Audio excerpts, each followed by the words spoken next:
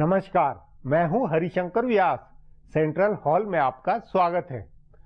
देश का राजकाज हो या राजनीति, ये कायदे से तभी सध सकते हैं जब अमन चैन हो, टकराव न हो और पक्ष विपक्ष में एक कामकाजी रिश्ता रहे।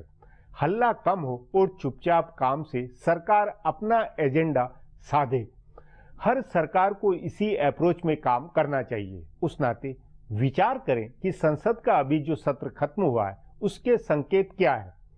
संसद सत्र ने राजनीतिक टकराव का रोड मैप बना डाला है। अगले सप्ताह विधानसभा चुनाव के नतीजे आने हैं, उनका इस रोड मैप पर असर होगा। मोटे तौर पर केंद्र सरकार ने विपक्ष या कि कांग्रेस से जो पंगा पाला है उसे अगले 3 साल तक खींचना है। नरेंद्र मोदी सरकार में यह रिकॉर्ड बनता लगता है कि वह पहले दिन से ही विपक्ष से टकराती रही है। कांग्रेस ने सरकार की नाक में दम किया तो केंद्र सरकार ने भी विपक्ष की परवाह नहीं की। पहले दिन से दोनों तरफ घोषित अघोषित सर्द रिश्ते रहे। अब उससे अधिक विकट स्थिति है। भाजपा और मोदी सरकार ने सीधे सोनिया गांधी, अहमद पटेल या कि कांग्रेस लीडरशिप पर शक की सुई पहुंचा दी है। कांग्रेस से आर पार का दो टूक टकराव है। मतलब सरकार के 2 साल पूरे होने के साथ सत्ता पक्ष व विपक्ष में स्थायी टकराव का रोड मैप बना है। तभी सवाल है, सरकार क्या 3 साल तक सियासी लड़ाई को खींच सकेगी? लगातार टकराव से क्या बनेगा? वैसे प्रधानमंत्री नरेंद्र मोदी अपने काम राजकाज की योजनाओं पर फोकस बनाए रखने में पीछे नहीं रहते।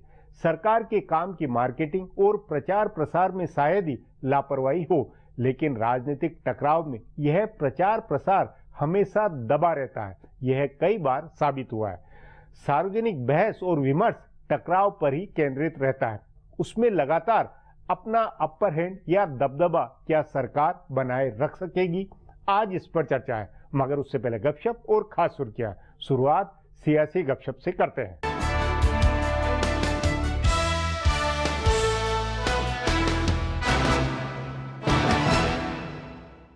मुलायम सिंह यादव क्या बिहार के मुख्यमंत्री नीतीश कुमार को अगले साल होने वाले विधानसभा चुनाव के लिए खतरा मान रहे हैं? ये सवाल इसलिए उठा है कि वे नीतीश को ध्यान में रखकर राजनीति कर रहे हैं। उनकी पार्टी के जानकार सूत्रों का कहना है कि मुलायम सिंह उत्तर प्रदेश में नीतीश को पैर नहीं जमाने देना चाहते हैं। इसलिए उन्होंने कांग्रेस के नेता और पूर्व केंद्रीय मंत्री बेनी प्रसाद वर्मा को अपनी पार्टी में शामिल कराया है। बेनी प्रसाद वर्मा उसी कुर्मी जाति से आते हैं जिसे एकजुट करने के लिए इन दिनों नीतीश कुमार रात दिन एक किए हुए हैं। उनकी वाराणसी और लखनऊ की सभाओं में जुटी भीड़ से इसका संकेत भी मिल रहा है। गुजरात में हार्दिक पटेल का समर्थन कर रहे संगठन बिहार उत्तर प्रदेश में नीतीश का समर्थन कर रहे हैं। कहा जाता है कि बेनी प्रसाद वर्मा को राज्यसभा में भेजकर और उनके बेटे को विधानसभा की टिकट देकर मुलायम कुर्मी वोटों में सेंध लगाएंगे। सूत्रों के मुताबिक मुलायम सिंह को लग रहा है कि नीतीश कुमार की सक्रियता से कांग्रेस को पैर जमाने में मदद मिलेगी, जिससे मुस्लिम वोटों के बंटवारे का खतरा बढ़ेगा। इस लिहाज से नीतीश की राजनीति बसपा के लिए भी खतरे की घंटी है। नीतीश को रोकने के लिए मुलायम सिंह ने बिहार की राजनीति में भी फिर से दखल बढ़ाया है। उन्होंने नीतीश के करीबी रहे पूर्व केंद्रीय मंत्री देवेंद्र प्रसाद यादव को तोड़कर अपनी पार्टी में शामिल किया है और बिहार का प्रदेश अध्यक्ष बनाया है। इसका जमीनी असर ज्यादा नहीं है, लेकिन प्रतीकात्मक असर बहुत है।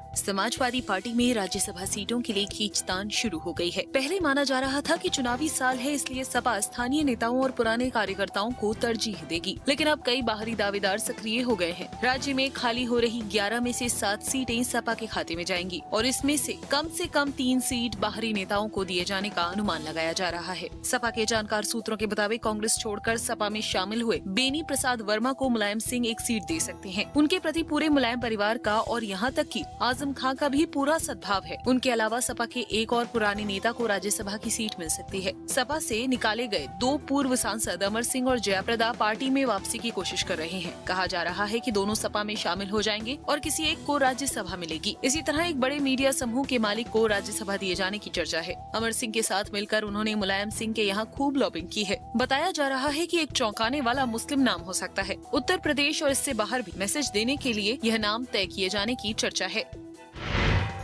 5 राज्यों में विधानसभा चुनाव को उस तरह का प्रचार नहीं मिला है जैसा बिहार या दिल्ली के चुनाव को मिला था, लेकिन इन 5 राज्यों के नतीजों का राजनीति पर बहुत असर होगा। छोटी बड़ी सभी पार्टियां नतीजों का इंतजार कर रही हैं। माना जा रहा है कि इन नतीजों के बाद राज्यों के स्तर पर और देश के स्तर पर भी नया समीकरण बनेगा। इन चुनावों में सबसे बड़ा दांव कांग्रेस पर लगा हुआ है। उसकी 2 सरकारें दांव पर हैं। साथ ही लोकसभा और कई राज्यों की विधानसभा में बुरी तरह हारने के बाद कांग्रेस को ये मैसेज देना है कि उसका अस्तित्व बचा हुआ है। उत्तर भारत में सफाई के बाद अगर दक्षिण में भी पार्टी साफ होती है तो उसके लिए मुश्किल बढ़ेगी। जानकार सूत्रों के मुताबिक तीसरा या चौथा चौथा मोर्चा बनाने की कोशिश कर रही पार्टियों के नेता नतीजों का ज्यादा इंतजार कर रहे हैं। उनको लग रहा है कि अगर कांग्रेस का प्रदर्शन अच्छा नहीं होता है तो उनके लिए मौका बनेगा। फिर नीतीश कुमार, अरविंद केजरीवाल और ममता बनर्जी बेहद आक्रामक राजनीति करेंगे और अगले 3 साल में अपनी धुरी पर गठबंधन बनाने की कोशिश तेज करेंगे। अगर कांग्रेस का प्रदर्शन 4 राज्यों में बेहतर होता है तो उसकी धुरी बनेगी। फिर कांग्रेस नेता यूपीए 3 की कोशिश शुरू कर देंगे और पुराने सहयोगियों की वापसी हो जाएगी। जहां तक भाजपा का सवाल है तो उसका बहुत कुछ दांव पर नहीं लगा है, लेकिन अगर प्रदर्शन अच्छा नहीं हुआ तो भाजपा विरोधी ताकतों की गोलबंदी तेज होगी। अब आज की सुर्खियां ये लीक से कुछ हटकर है और इनसे देश की दशा दिशा को बूझ सकेंगे।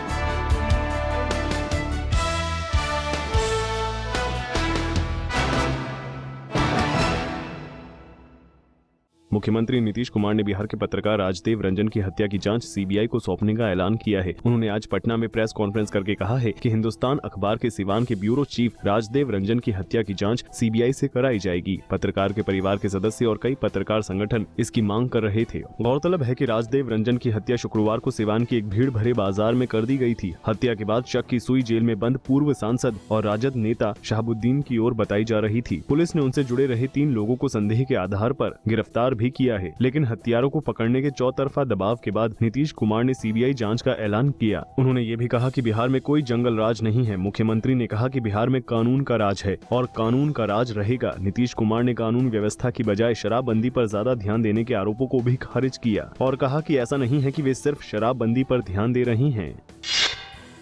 5 राज्यों में विधानसभा का चुनाव आज पूरा हो गया। पश्चिम बंगाल और असम में मतदान पहले ही हो चुका था। आज तमिलनाडु, केरल और पुडुचेरी में मतदान संपन्न होने के साथ ही चुनाव समाप्त हो गए। इसके साथ ही अब नतीजों का इंतजार शुरू हो गया है। 5 राज्यों में 19 मई को वोटों की गिनती होगी। भाजपा और कांग्रेस दोनों राष्ट्रीय पार्टियों के साथ साथ डीएमके, अन्ना डीएमके, तृणमूल कांग्रेस और कई दूसरी क्षेत्रीय पार्टियों के लिए चुनाव नतीजे बेहद अहम है। भाजपा इस बार केरल में खाता खुलने की उम्मीद कर रही है। मतदान के बाद सभी पार्टियों ने जीत का दावा किया है। एग्जिट पोल में बंगाल और तमिलनाडु में यथास्थिति का अंदाजा लगाया जा रहा है, जबकि केरल और असम में उलटफेर होने का अनुमान लगाया गया है।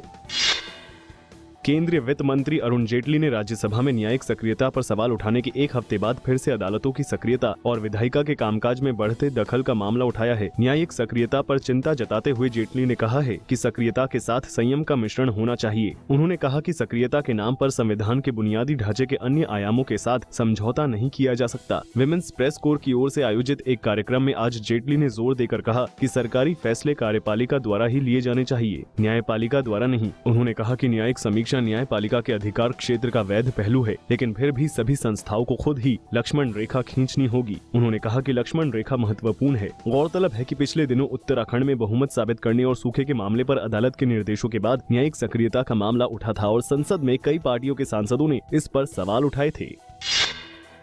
मालेगांव बम विस्फोट के मामले में आरोपियों की रिहाई और कुछ आरोपियों पर से मकोका हटाने को लेकर हो रही आलोचना को खारिज करते हुए केंद्रीय वित्त मंत्री अरुण जेटली ने कहा कि ये मामला अदालतों पर छोड़ना चाहिए। उन्होंने कहा कि अगर इसमें कुछ भी गलत होगा तो न्यायपालिका उसे देखेगी। गौरतलब है कि विपक्ष का आरोप है कि एनआईए इस मामले को कमजोर कर रही है। बहरहाल जेटली ने विपक्ष के इन आरोपों को भी खारिज किया कि देश के कुछ राज्यों में पाठ्य पुस्तकों की समीक्षा के नाम पर कुछ महापुरुषों की जीवनियों को हटाया जा रहा है। विमेंस प्रेस कोर में आज जेटली ने भारत के तेज आर्थिक विकास का दावा करते हुए कहा कि भारत आज दुनिया का सबसे तेज गति से विकास करने वाला देश बन गया है। प्रधानमंत्री नरेंद्र मोदी ने कांग्रेस उपाध्यक्ष राहुल गांधी की सेहत की जानकारी ली और उनके जल्दी स्वस्थ होने की कामना की। केंद्रीय स्वास्थ्य मंत्री जेपी नड्डा ने बताया कि उनको प्रधानमंत्री मोदी से पता चला कि राहुल गांधी की तबीयत ठीक नहीं है और उनको तेज बुखार है। नड्डा ने कहा कि प्रधानमंत्री उनकी सेहत को लेकर चिंतित थे। इसके बाद नड्डा ने राहुल की सेहत का हालचाल लिया और उनके जल्दी स्वस्थ होने की कामना की। इस बीच कांग्रेस सूत्रों का कहना है कि राहुल को अब भी बुखार है। गौरतलब है कि पिछले हफ्ते तेज बुखार की वजह से राहुल गांधी ने केरल, तमिलनाडु और पुडुचेरी का चुनावी दौरा रद्द कर दिया था। रियो ओलंपिक में हिस्सा लेने के लिए 2 पहलवानों के बीच चल रही लड़ाई अब अदालत में पहुंच गई है। भारत के लिए 2 ओलंपिक में पदक जीत कर लाने वाले पहलवान सुशील कुमार और 74 किलो वर्ग में इस बार ओलंपिक के लिए भारत को कोटा दिलाने वाले पहलवान नरसिंह यादव की दावेदारी का मामला दिल्ली हाईकोर्ट में पहुंच गया है। विश्व मुकाबले में जीत दर्ज करके नरसिंह ने भारत को कोटा दिलाया था। कंधे की चोट की वजह से सुशील कुमार इस मुकाबले में हिस्सा नहीं ले पाए थे, लेकिन सुशील का कहना है कि अगर एक सीट के लिए 2 दावेदार हैं तो दोनों के बीच मुकाबला करा लेना चाहिए और जो जीते उसे रियो ओलंपिक के लिए भेजना चाहिए। अपनी इस मांग को लेकर सुशील कुमार ने दिल्ली हाईकोर्ट का दरवाजा खटखटाया है। कल इस मामले की सुनवाई होगी। इस बीच भारत सरकार ने कहा है कि वो इस मामले में दखल नहीं देगी। इसका फैसला भारतीय कुश्ती संघ को करना है। फिलहाल अब एक ब्रेक है, फिर खुलासा होगा।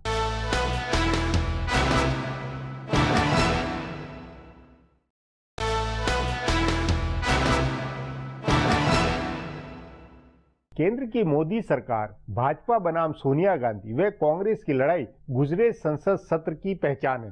संसद और खासकर राज्यसभा में गतिरोध स्थायी बात है। बावजूद इसके सीधे टकराव उतना नहीं था जितना इस सत्र में हुआ है। ऐसा सरकार की वजह से हुआ। तभी सवाल है कि कांग्रेस के प्रति मोदी सरकार की अब नीति क्या है। इस पर आगे चर्चा करें, उससे पहले देखें मेरा ये खुलासा।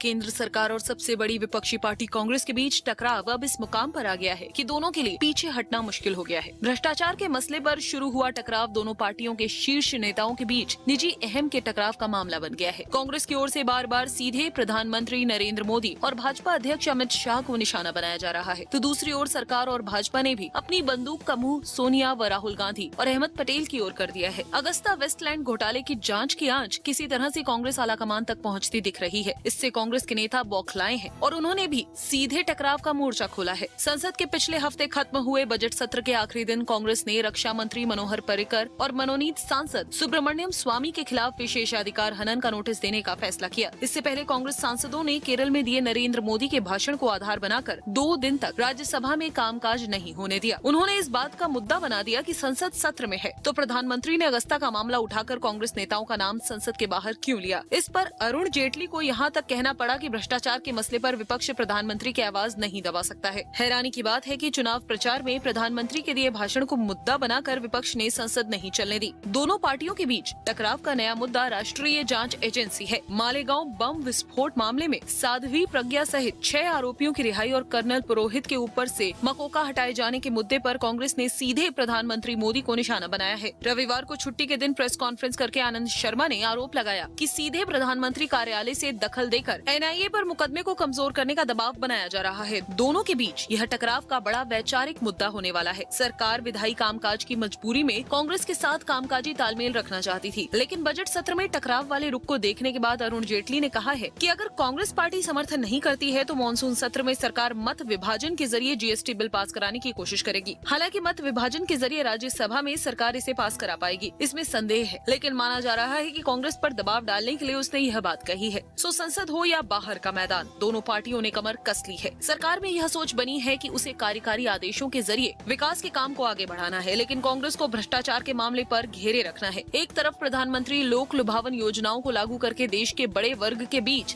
फील गुड का मैसेज पहुंचाने का काम कर रहे हैं, तो दूसरी ओर कांग्रेस मुक्त भारत के अपने नारे को साकार करने के लिए कांग्रेस आलाकमान को घेर रही है। कांग्रेस इस राजनीति को समझ रही है और वह सीधे प्रधानमंत्री मोदी और अमित शाह को घेरने में लगी है। अगले 3 साल में 11 राज्यों में विधानसभा के चुनाव है और उसके बाद लोकसभा चुनाव है। सो अगले 3 साल तक यह टकराव चलते रहना है। अब एक ब्रेक है, उसके बाद स्थायी सियासी टकराव पर चर्चा करेंगे।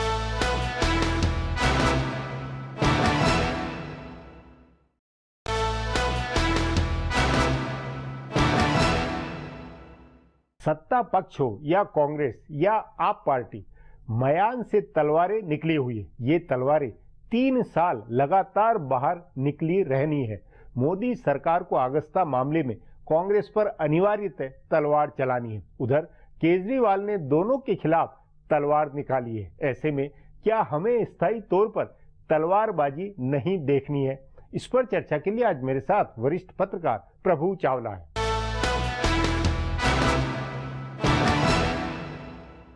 प्रभु जी, आज की राजनीति में तीनों तरफ से अरविंद केजरीवाल, नरेंद्र मोदी सरकार, कांग्रेस की तरफ से मयान से तलवारें निकल चुकी है।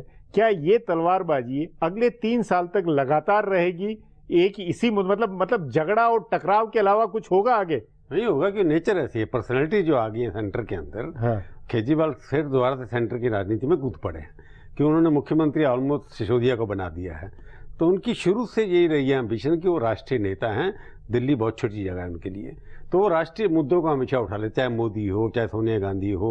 हालांकि शीला दीक्षित के खिलाफ कोई एक्शन नहीं रहा, कहते हैं कि आप सोनिया को बंद कर दीजिए।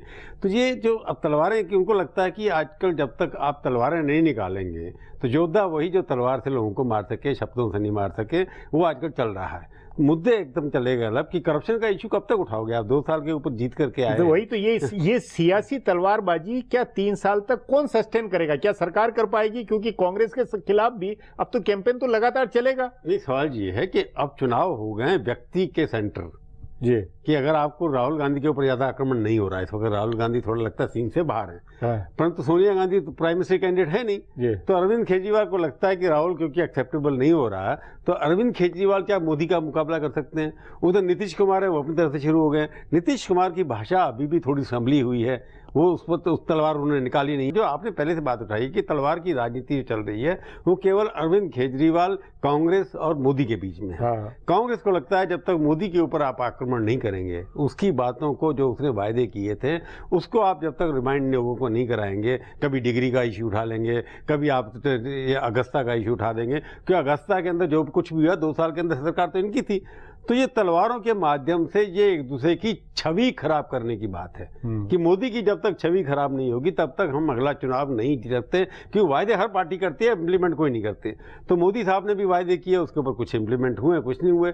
तो मोदी की छवि खराब करने का उद्देश्य है केजरीवाल का, और मोदी जी की जो पार्टी है वो चाहती है कि राहुल और सोनिया गांधी के ऊपर आक्रमण करते रहें, क्योंकि कई प्रदेशों के अंदर तो कांग्रेस का सीधा झगड़ा है। हाँ, तो जहां कांग्रेस का झगड़ा है तो कांग्रेस और बीजेपी, बाकी पार्टियां तो मैटर ही नहीं करती है। नहीं करती जी।